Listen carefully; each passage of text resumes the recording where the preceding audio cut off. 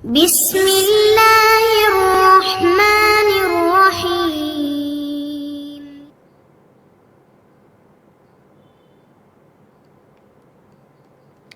அஸ்ஸலாமு அலைக்கும் வரஹ்மத்துல்லாஹி வபரகாத்துஹு. அன்பிற்குரிய சகோதர சகோதரிகளே, நேற்றைய தினம் தலாக் சம்பந்தமாக 229வது வசனத்தில் உள்ள விளக்கங்களை பார்த்தோம். அதில் கூடுதலான சில செய்திகள் இருக்கிறது என்று குறிப்பிட்டோம். அது என்னவென்றால், இப்போ இந்த தலாக்கு மூணு தலாக்கு முத்தலாக்குன்னெலாம் சொல்கிறாங்கல்ல, இப்படி ஒரு கான்செப்ட் இஸ்லாத்தில் எப்படி வந்துச்சு? ஏன்னா ஒரு 3 தடவை 2 தடவை தான் திரும்பி அழைக்கிற தலாக்கு. 3வது தலாக்குன்னா அது ஒரு முடிஞ்சு விட்டதுன்னு சொல்லக்கூடிய இந்த சட்டம் இருக்கிறது. ஆனால் ஒரே டைமில் முத்தலாக்கு, 3 தலாக்கு, 3000 தலாக்கு, தலாக்கு என்றெல்லாம் சொன்னால் அது 3ஆகவே எடுத்துக்கொள்ளப்படும் அப்படிங்கிற ஒரு கருத்து எதன் அடிப்படையில் சமுதாயத்தில் வந்துச்சு என்று கேட்டால், அதை இந்த முஸ்லீமில் வரக்கூடிய ஹதீஸிலிருந்து நம்ம விளங்கிக்கிறலாம். அபு சஹ்பான்னு ஒரு ஆள், அவர் என்ன செய்கிறாருன்னா, இப்னு அப்பாஸ்கிட்ட கேட்குறார். அபு சஹ்பாங்கிறவர் தாபியில் உள்ள ஆள், இப்னு அப்பாஸ் சஹாபியில் உள்ளவர். அவர்கிட்ட கேட்குறார். என்ன கேட்குறாருன்னா, அலம் யக்குனி தலாக்கு சலாசு, 3 தலாக்கு என்பது அலா அஹதி ரசூலுல்லாஹி ஸல்லல்லாஹு அலைஹி வஸல்லம். ரசூலுல்லா அஹதுனா காலம், அஹது என்றால் ஒப்பந்தம் என்ற அர்த்தமும் இருக்கிறது, காலம்ன்ற அர்த்தம் இருக்கிறது. அது இடத்தை பொறுத்து நம்ம என்ன செய்யலாம், அறிந்து கொள்ள முடியும். இந்த இடத்துல காலம். அலம் யக்குனி தலாக்கு சலாசு, 3 தலாக்கு என்பது, அலம் யக்குனுக்கு பிறகு கடைசி அர்த்தம் செஞ்சுக்கிறோம்.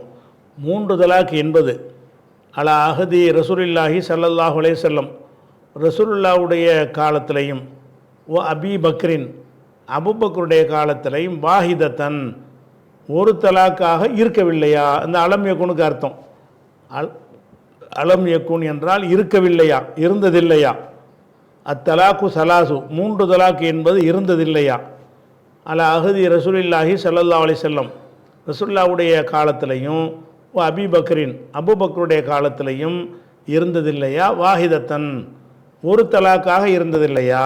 அதாவது 3ன்னு சொன்னால் 1 தான் அப்படின்னு ரசூலுல்லா காலத்தில் இருந்துச்சா அப்படின்னு கேட்குறாரு. இப்னு அப்பாஸ்கிட்ட அபு சஹபா கேட்குறார். அப்போ இப்னு அப்பாஸ் சொல்கிறாங்க, ஃபகால, அவர் சொல்கிறாங்க, கதுக்கான தாலிக்க, அப்படி தான் இருந்தது. அப்போ ரசூலுல்லாவுடைய காலத்தில் ஒருத்தர் 3 தலாக்குன்னு சொன்னால் அது 1 தான். அபூபக்கர் காலத்தில் முத்தலாக்குன்னு சொன்னால் அது 1 சொல்லிட்டார். இன்னும் 2 வாய்ப்பு இருக்கிறது. இன்னும் அவர் மீட்டி கொண்டு வாழ்ந்து பிறகு தலாக் சொல்கிறவளுக்கு வாய்ப்பு அவருக்கு இருக்கிறது. அப்போ கதுக்கான தாலிக்க, அப்படித்தான் இருந்தது. ஃபலம்மாக்கான ஃபி அஹதி உமர், உமருடைய காலம் வந்த பொழுது, தாய அந்நாசுஃபி தலாக்கே, தலாக்கில் மக்கள் இணைஞ்சாங்கன்னு கேட்டால் அவங்க எல்லை மீறினார்கள்.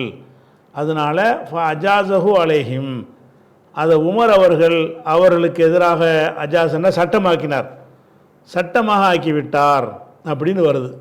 அப்போ ரசூலுல்லாவுடைய காலத்தில் 3 தலாக்குன்னா 1 தலாக்கு தான். அபூபக்கர் காலத்தில் 3 கட்டத்தில் தான் 3 தலாக்கே தவிர ஒரு டைமில் 3 தலாக்குங்கிறதே கிடையாது. 1 தலாக்காக தான் இருந்துச்சு அபூபக்கர் காலத்துலேயும். உமர் காலத்தில் இதே மாதிரி தலாக்குன்னு சொல்ல ஆரம்பித்த உடனே அவர் என்ன செஞ்சிட்டாருன்னு கேட்டால், அவருக்கு சட்டமாக்கிட்டார். இனிமேல் 3 தலாக்குன்னா 3 தலாக்கு தான், நீங்கள் 3ன்னு இனிமேல் சொன்னீங்கன்னா 3ஆவாக நான் ஆக்கிடுவேன் அப்படின்னு சொல்லிட்டு அஜாசஹு அலைஹிம், அவர்களுக்கு எதிராக உமர் தான் சட்டமாக்குறார். உமர் சட்டமாக்கினால் இது அல்லாஹ் ரசூலுக்கு எதிரான ஒரு ஒரு ஒரு போர் மாதிரி உள்ளது தான். அவர் எப்படி சட்டமாக்குவார்? உமர் ஆக்கிட்டார்ன்ற உடனே ஆட்சியில் இருந்த காரணத்தினால யாருமே அன்றைக்கி சரியாக எதிர்ப்பு கொடுக்கல. அதுவே மதுஹபில் அப்படி பரவிடுச்சு. உமர் காலத்தில் இருந்தது அப்படி, அது அரசாங்கத்துடைய தீர்ப்பாயிடுச்சா, எல்லாமே அதே மாதிரி ஃபத்வா கொடுக்க ஆரம்பிச்சிருவாங்களா, எல்லா காலிகளும் அப்படி தான் கொடுக்க ஆரம்பிப்பாங்க. இப்படியே வந்து தான் மதுஹபுகளும் அந்த முத்தலாக்குங்கிறத ஏற்றுக்கிட்டாங்க. ஆனால் இந்த ஹதீஸ் தெளிவாக சொல்லுது, ரசூலுல்லாஹ் காலத்தில் அப்படி கிடையாது, அபூபக்கர் காலத்தில் உமர் தான் ஆக்குனாருன்னு வருது. அதுக்குள்ள இன்னொரு ஹதீஸை பாருங்கள், அதுவும் முஸ்லீமில் தான் வருது.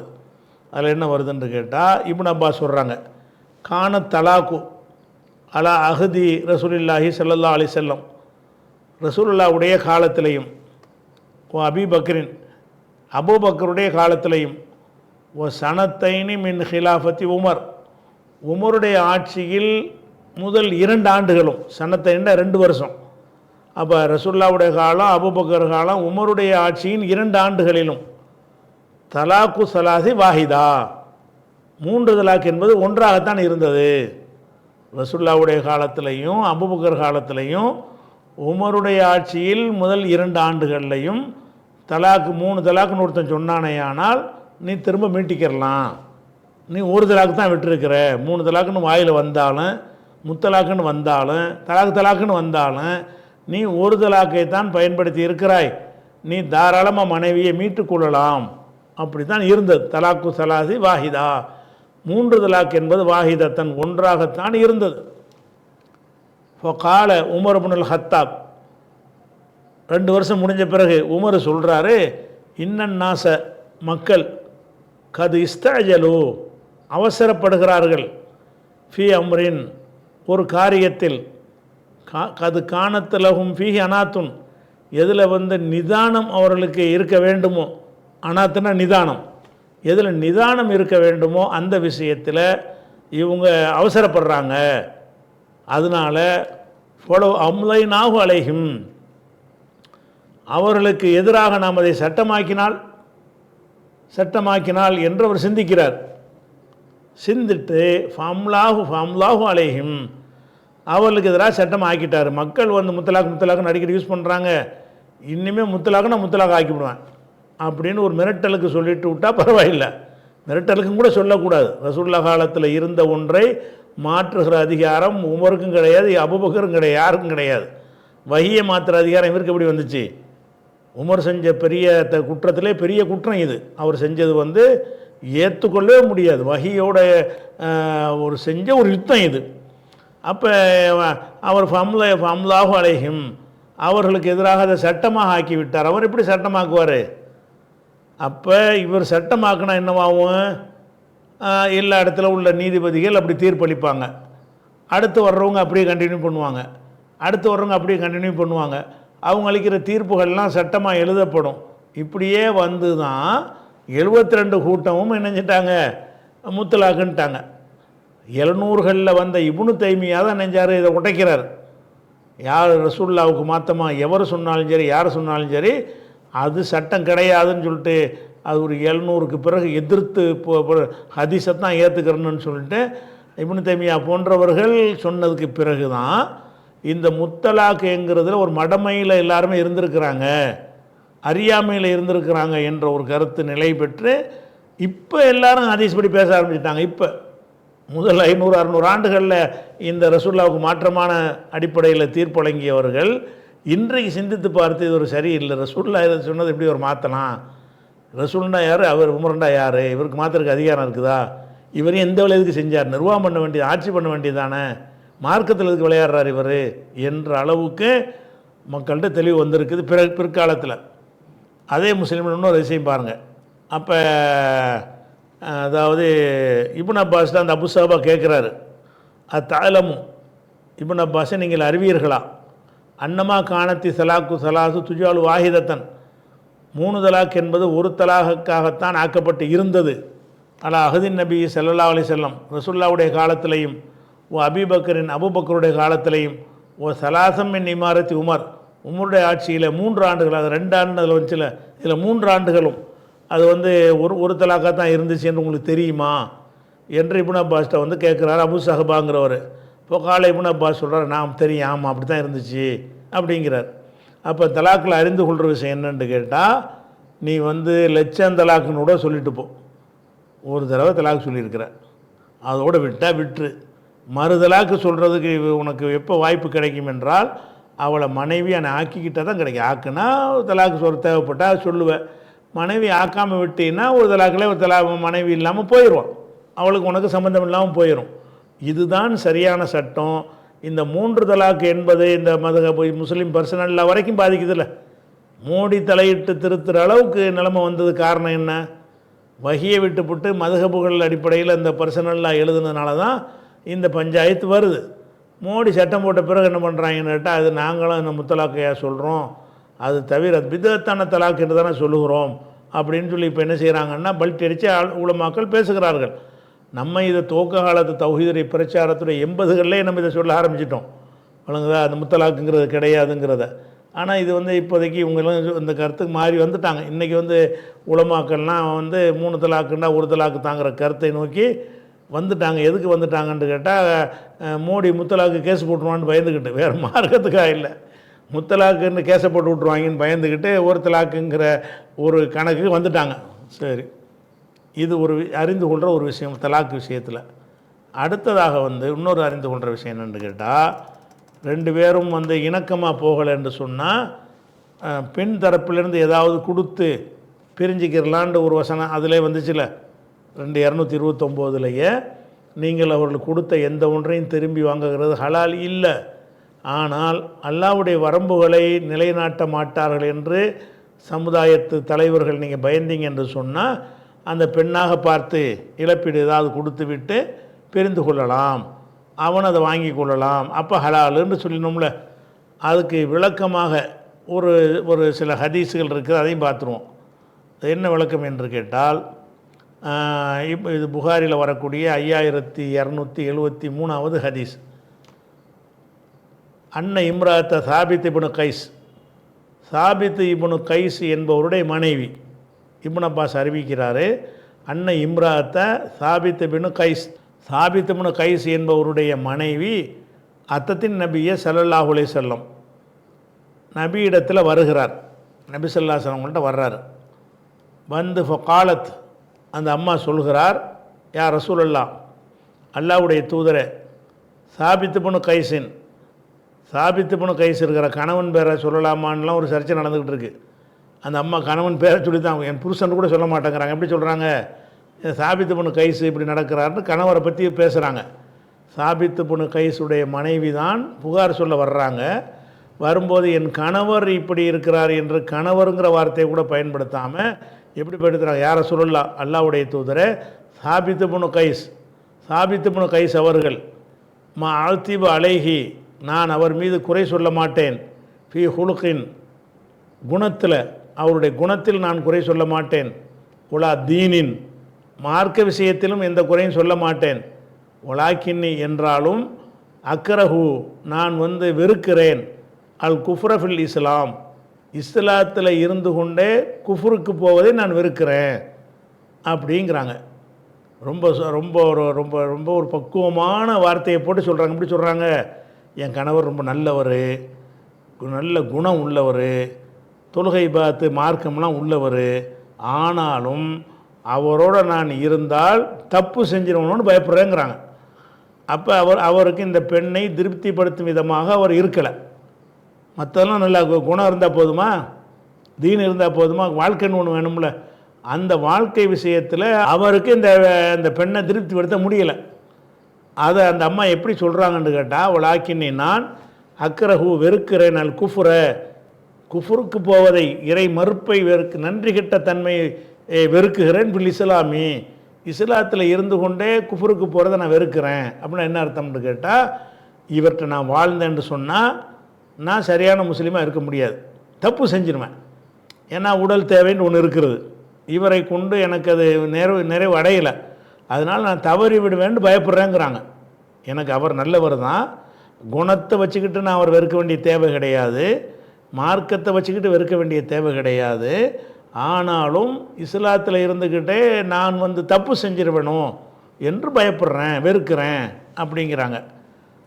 இதனுடைய அர்த்தம் என்னன்னு அல்லாஹ்வுடைய நமக்கு விளங்குற சொல்ல விளங்காதா, இவங்க என்ன மேட்ரை சொல்கிறாங்கங்கிறது விளங்குது. என்ன மேட்ரு இது பாரதூரமான விஷயம். தாம்பத்தியம் சம்மந்தப்பட்டதை அந்த அம்மா ரொம்ப நாசூக்காக எடுத்து சொல்கிறாங்க. தாம்பத்தியம் சரியில்லை, அது கொஞ்சம் பத்தலைங்கிறத சொல்கிறாங்க.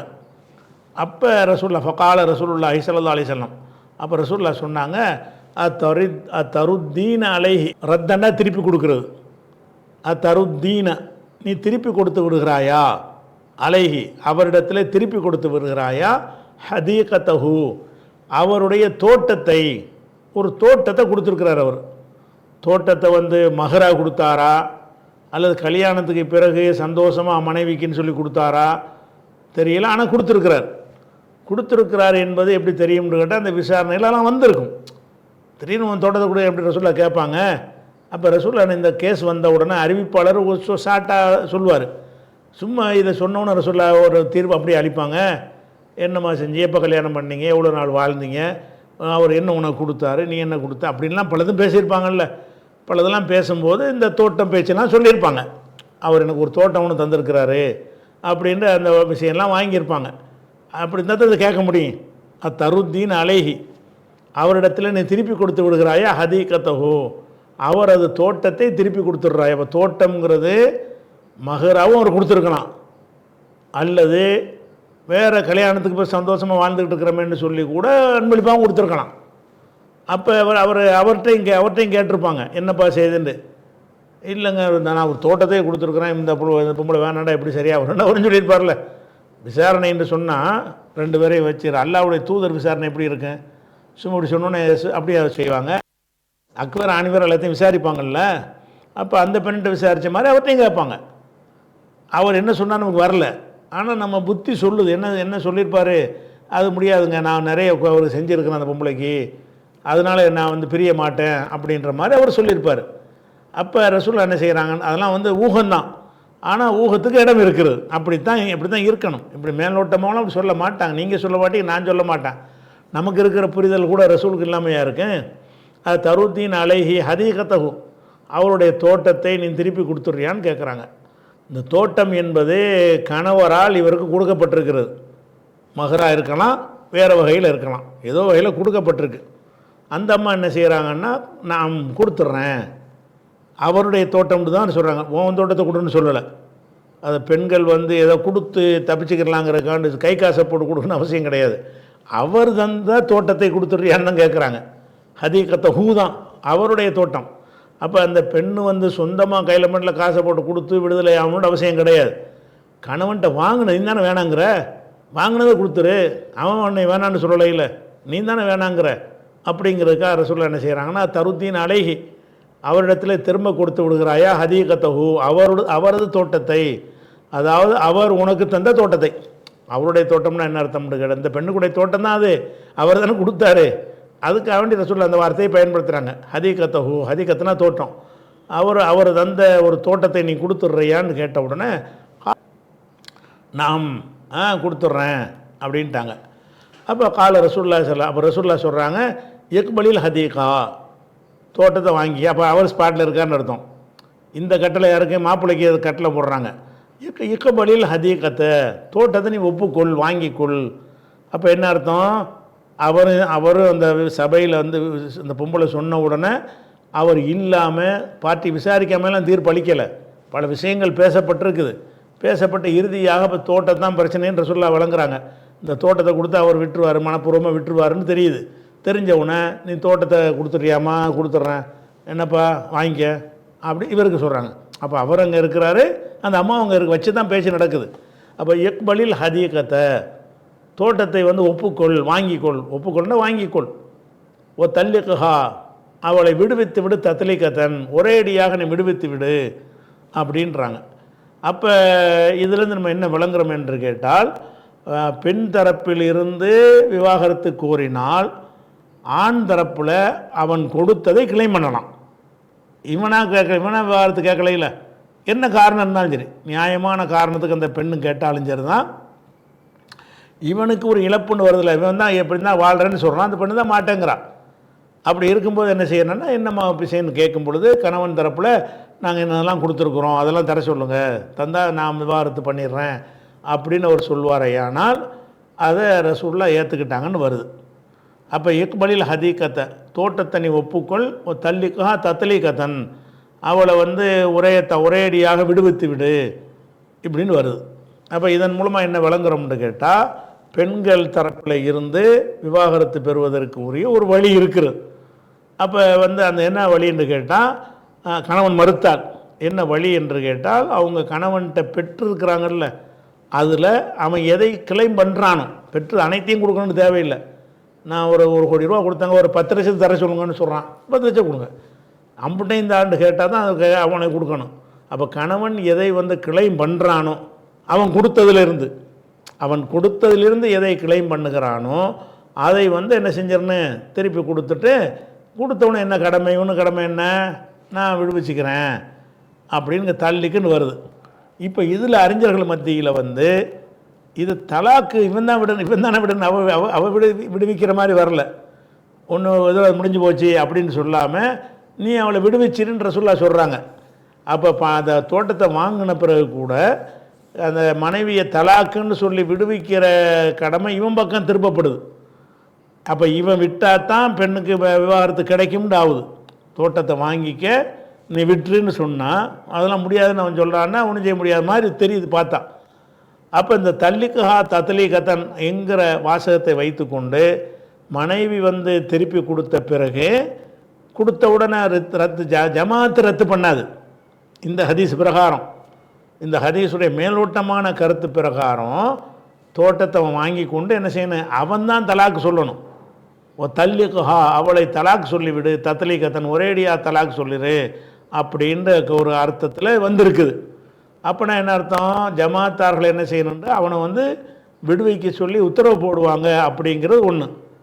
ஆனால் நடைமுறையில் எப்படி இருக்குன்னு கேட்டால் இதை ஜமாத்தார்கள் வந்து அவங்க ரத்து பண்ணுவாங்கன்னு இருக்குது. நடைமுறை நம்ம எப்படி வச்சுருக்குறோம், நீ இந்த மகரை வாங்கிக்க அல்லது நீ கொடுத்ததெல்லாம் வாங்கிட்டியா, இப்போ ரத்து பண்ணுற, நாங்கள் ரத்து பண்ணிட்டோம், நீ கணவன் இல்லை நீ மனைவி இல்லை என்று சொல்லி, அதாவது பெண்ணு தானாக ரத்து பண்ணுறதுக்கு அதிகாரம் கிடையாது, தானாக கல்யாணம் பண்ணுறதுக்கு இப்படி அதிகாரம் கிடையாது, அதே மாதிரி ரத்து பண்ணுற அதிகாரம் கிடையாது. அப்போ ரத்து பண்ணுற அதிகாரம் யாருக்கு இருக்குதுன்னு கேட்டால் ஜமாத்துக்கு இருக்குது, நிர்வாகிகளுக்கு இருக்குது, அரசாங்கத்துக்கு இருக்குது. அப்போ அரசாங்கம் என்ன செய்யும்னு கேட்டால் நீ ரத்து பண்ணிடு, நான் ரத்து பண்ணிட்டு நீ மகரை கொடுத்துரு அல்லது வாங்கினதை திருப்பி கொடுத்துரு, திருமணம் ரத்து. இப்போ கணவனுக்கு ரோல் கிடையாது, அவனுடைய விருப்பம் கேட்க வேண்டிய தேவையில்லை. அவனுடைய விருப்பத்தை கேட்காமலேயே கொடுத்ததை வாங்கிக்க ஓடிட்டேரி நாங்கள் ரத்து பண்ணிட்டோம் அப்படிங்கிறது தான் நடைமுறையில் இருக்குது.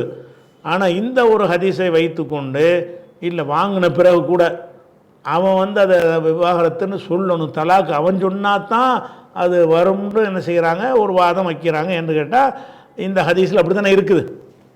இக்பலில் ஹதீகத்தை தோட்டத்தை வாங்கிக்கப்பா தள்ளிக்கா நீ அவளை தலாக்கு சொல்லுங்கிறா. இதுதான் குலாண்டு போச்சு, பணத்தை வாங்கியாச்சுன்னா முடிஞ்சு போச்சு தானே அப்படிங்கிறாங்க. அப்போ இதில் இது ஒரு கருத்தில் வருதுன்னு வைங்களேன். இது வந்தாலும்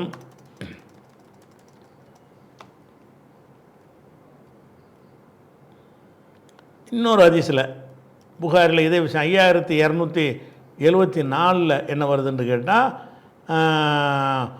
அமரகு ஐயு தல்லிகஹா அமரகு யு தல்லிகஹா அவன் விவாகரத்து செய்யுமாறு கட்டளையிட்டார்கள்னு வருது. அதே சம்பவம் தான். கணவனுக்கு என்ன கட்டளையிடுறாங்க, டேய் விவாகரத்து பண்ணு அப்படின்னு கட்டளையிடுறாங்க. அப்போ விவாகரத்துங்கிற அவன் தலாக்கு சொல்லணுன்ற அவன்கிட்ட வந்து அந்த முடிவு அவன் பக்கம் பால் அந்த பக்கம் நிற்கிற மாதிரி வருது. இவன் எல்லாத்தையும் திருப்பி கொடுத்துட்றான். கொடுத்த உடனே அப்போ ஜமாத் என்ன பண்ணணும்னா ரத்து பண்ணி வைக்கணும், அதான் கரெக்டாக இருக்கும். ஆனால் இங்கே எப்படி வருதுன்னு கேட்டால் அமரஹு அவருக்கு கட்டளை இட்டார்கள், யு தல்லிக்குஹா அவளை விவாகரத்து செய்யுமாறு கட்டளை, நீ தலாக் சொல்லு அப்படின்னுக்கிறாங்க. அதுலேயே இன்னொரு தல்லிக்குஹா நீ தலாக் சொல்லு அப்படிங்கிற மாதிரி வாசகம் இதுலேயும் வருது. இதை வச்சு பார்த்தாலும் என்ன வழங்குதுன்னு கேட்டால் ஜமாத்தார்கள் அந்த அவனுக்கு கொடுக்க வேண்டியதை மனைவிட்டேருந்து வாங்கி கொடுப்பாங்க. கொடுத்துட்டு அந்த கணவனாகப்பட்டவனுக்கு சொல்லுவாங்க நீ விவாகரத்து பண்ணுண்டு கட்டளையிடுவாங்க. ஜமாத்துக்கும் போது கவர்மெண்ட்டு தானே, இப்போ நம்ம நாட்டில் இல்லை, அந்த காலத்தில் கவர்மெண்ட்டு தானே, அரசாங்கம். கட்டளையிட்டோன்னு அவன் என்ன செய்வான், அது கட்டுப்பட்டு தலாக்கு சொல்லிடுவான். இப்படி ஒன்று இருக்குது. அதுக்கு அடுத்தது வந்து அப்புறம் இன்னொரு அது இதே விஷயத்தில் என்னென்ன வாசகம்லாம் வருதுன்னு தெரிஞ்சுக்கிறதுக்காக வேண்டி புகாரில் 5276 ஹதீஸில் என்ன வருதுன்னு கேட்டால் இதே சம்பவம் தான். அதில் என்ன வருதுன்னு கேட்டால் ரதத்தலை தோட்டத்தை அம்மா திருப்பி கொடுத்துட்டாங்க. அமரஹு அவருக்கு ரசூல்லா கட்டளையிட்டார்கள், ஃபாரக்கஹா அவர் பிரிந்து விட்டார், இந்தாப்பா நீ பிரிஞ்சிக்கிறேன், மறுபடியும் அவருக்கு தான் கட்டளையிட்டாங்கன்னு வருது. அப்போ இதில் வந்து அந்த கணவர் என்ன செய்யணும், அதை ஒத்துக்கொள்ளணுங்கிற மாதிரி அவர் தான் விவாகரத்து செய்யணுங்கிற மாதிரி இது வருகிறது. அது ஒரு விஷயம் இருக்குது. அதுக்கு அடுத்தது வந்து 5273 ஹதீஸ், அதுவும் புகாரில் தான் வருது. அதில் என்ன வருதுன்னு கேட்டால் அதான் இக்பலில் ஹதீகத்தை தள்ளிக்கா இதே தான் ஒரேடியாக தலாக் சொல்லிடு அப்படிங்கிற மாதிரி வருது. அப்போ இதை வச்சு பார்க்கையில், இது எல்லாத்தையும் வச்சு பார்க்கையில் இந்த சம்பவத்தில் புகாரில் வரக்கூடிய எல்லா அறிவிப்புகளும் என்ன வருதுன்னு கேட்டால், அதை வாங்கி கொண்டு நீ விவாகரத்து பண்ணுன்னு அவனுக்கு உத்தரவு போட்டார்கள்னு வருது. ஒரு அரசாங்கம் சொல்லும்போது கட்டுப்பட்டுருவான், வேறு விஷயம். இப்போ அரசாங்கம் இல்லாத நேரத்தை நீங்கள் சொன்னவங்க கட்டுப்படுவானா? ஜமாத்தார்கள் நம்ம கவர்மெண்ட்டாக நடத்திக்கிட்டு இருக்கிறாங்க, நீ எல்லாத்தையும் வாங்கிக்கப்பா, நீ விட்டுருப்பான்னா போய் வேலையை பார்த்துட்டு போனான்னு என்ன செய்வீங்க? ஒரு இஸ்லாமிய அரசாங்கத்தில் அப்படி சொல்ல முடியாது. கோர்ட் ஆர்டர் பண்ணுச்சுன்னு என்ன செய்யணும்? டே வாங்கிக்க, ரத்து பண்ணு, ரத்து பண்ணுறேன்றான், அது கட்டுப்பட்டுருவான். அப்போ கட்டுப்படுத்துகிற தன்மை இருக்கும் பொழுது அது பிற அந்த பெண்ணுக்கு நியாயம் கிடைச்சிடும். இப்போ கட்டுப்படுத்துகிற தன்மை இல்லாத ஒரு அமைப்பில் நம்ம ஜமாத்துகள் வழியாக இதை செய்யும்போது என்ன ஆகுதுன்னு கேட்டால், நம்ம அவனை விவாகரத்து பண்ணுன்னு சொல்கிறோம், அவன் மாட்டேங்கிறான். மாட்டேன்னா என்ன செய்ய முடியும்? ஒன்றுமே செய்ய முடியாது நமக்கு. அவன் மாட்டேங்கிறான். அப்போ என்ன, அது நம்மளாக பிரிக்கிறதுக்கு என்ன ஒரு ரோலு, அதுக்கு என்ன ஆதாரம் அப்படின்ற ஒரு விஷயத்தில் பெண்டிங்கில் இருக்குது. அதுக்கு அடுத்தது இன்னொரு சம்பவத்தில் இப்படி இருக்குதா, சரி, இது இந்த ஹதீஸ் பிரகாரம் அப்படி தான் வருது. இந்த ஹதீஸ் பிரகாரம் நீ அவளை தலாக்கு விடு அப்படிங்கிற மாதிரி வருது. ஆனால் இதனுடைய அர்த்தம் என்னன்னு கேட்டால், தலாக்குக்கு அகராதியுடைய அர்த்தம்னு ஒன்று இருக்கிறது, மார்க்கத்தில் அர்த்தம்னு ஒன்று இருக்குது. ஆனால் அவளை விட்டுட்டு போடான்னு அர்த்தம், தள்ளிக்கணுன்னு அர்த்தம். தலாக்குங்கிற அந்த மெத்தடில் விவாகரத்து செய்கிறதுங்கிற அர்த்தம் கிடையாது. அவளை விட்டுரு அப்படின்ற அர்த்தம். விட்டுருன்னு நம்ம சாதாரணமாக சொல்லும்ல, ஒதுங்கிப்பான்னு சொல்லி பிரித்து வைக்கிறது தான். பிரித்து வைக்கிறதைத்தான் அந்த வார்த்தையை கொண்டு சொன்னார்கள் என்று அதிகமான அறிஞர்கள் இதுக்கு விளக்கம் கொடுக்குறாங்க.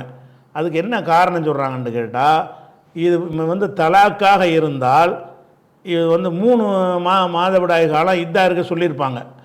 இதே சம்பவத்துக்கு ரசூல்லா இத்தா இருக்க சொன்னது எவ்வளோன்னு கேட்டால் 1 மாதவிடாய்ங்கிறாங்க. அப்போ இது தலாக்காக இதை கருதி இருந்தால், அவன் தலாக் விட்டதுனால தான் இந்த பிரிவு ஏற்படுவது என்று இருந்தால், தலாக்குடைய இத்தா எவ்வளவு?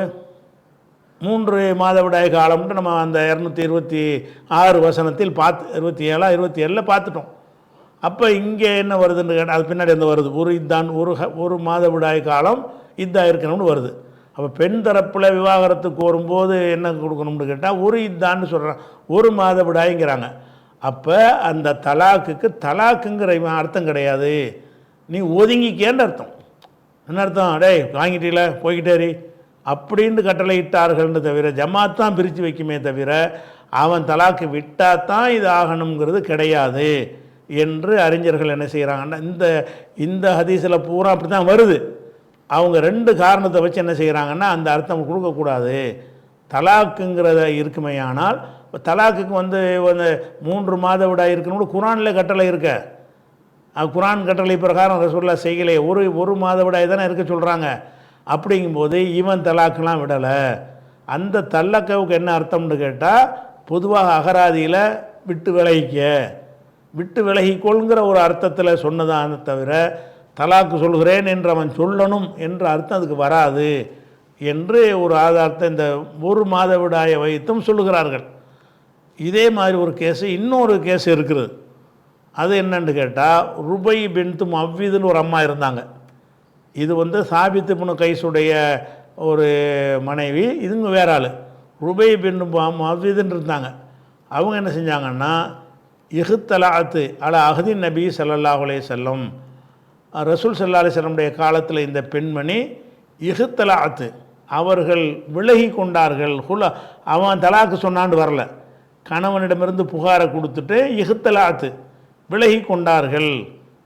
அமரகன் நபி ஸல்லல்லாஹு அலைஹி வஸல்லம், அப்போ ரசூலுல்லாஹ் அவர் கட்டளையிட்டார்கள், அன் தஅத்தத பி ஹைலத்தின், 1 மாதவிடாய் காலம் இத்தா இருக்குமாறு கட்டளையிட்டார்கள். அப்போ 1 மாதவிடாய் இத்தாண்டு வந்தால் என்ன அர்த்தம்? இது தலாக்கு இல்லைன்னு அர்த்தம். தலாக்குக்கு எவ்வளோ இத்தாண்டு வந்திருக்குது குரானில்?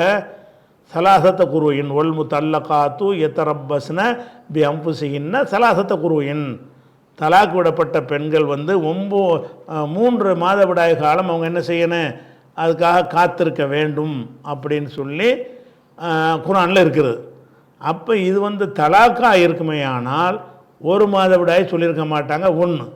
2வது இதில் பயன்படுத்துகிற வார்த்தை என்னென்னு கேட்டால், இஹ்தலாத், புருஷனை சம்மந்தப்படுத்தவே இல்லை.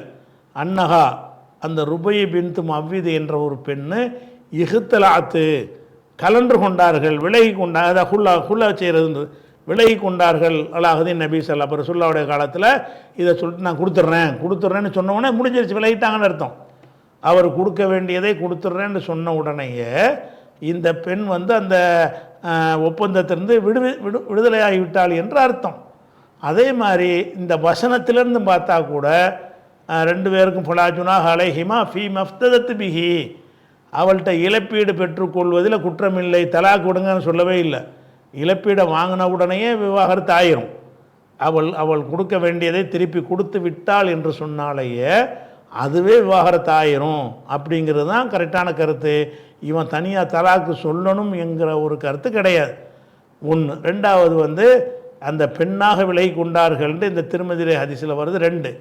மூணாவது வந்து 1 மாதவிடாய் தலாக்காக இருந்தால் 3 மாதவிடாய் வரணும்ல, 1 மாதவிடாய் தாண்டு வர இந்த தத்த பி ஹைலத்தின் 1 மாதவிடாய் காலம் இதாக இருக்க வேண்டும் என்று கட்டளையிட்டார்கள். அப்போ 1 மாதவிடாய்னு கட்டளை வச்சு பார்க்கும்போது இது தலாக்கு வகை இல்லை, இது அவளாக பிரிந்து கொள்வது. அதாவது அந்த ரிட்டர்ன் பண்ண வேண்டியது ரிட்டர்ன் பண்ண உடனே தன்னால் ஏற்பட்ட ஒரு முறிவு தான் அது. அதுதான் சரியான கருத்து. ஆனால் நம்ம நாட்டில் சில பிரச்சனைகள் இதில் வரும். நீங்கள் அப்படி ஹுலா கொடுக்கக்கூடிய நேரத்தில் வந்து இவன் பர்சனலான்னு வச்சுருக்கிறான்ல, அதில் பிரச்சனைகள்லாம் வரும். அது குறித்த விவரங்களை இன்ஷா அல்லாஹ் நம்ம என்ன செய்வோம், அடுத்தடுத்த வாரங்களில் பார்ப்போம். சொல்லுவோம்.